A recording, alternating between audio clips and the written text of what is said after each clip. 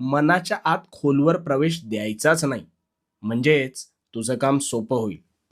पण मग स्वामी त्यांची मनधरणी केली नाही तर मग त्यांना वाईट वाटेल. मनाचा विचार करतेस इतपत ठीक आहे, पण अतिविचार करतेस हे अत्यंत चुकीचं आहे. मनधरणी ही करायची नसते. जे प्रामाणिकपणाने वाटतंय ते मांडावं. तो विचार घ्यायचा का नाही हा सर्वस्वी त्या व्यक्तीचा व्यक्तिगत प्रश्न आहे. आणि जर नाहीच पटला तर आपले विचार कधीही लादू नकोस.